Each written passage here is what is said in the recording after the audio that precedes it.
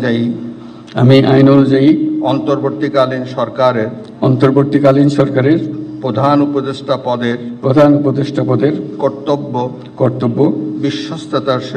বিশ্বস্ততার সহিত পালন করিব।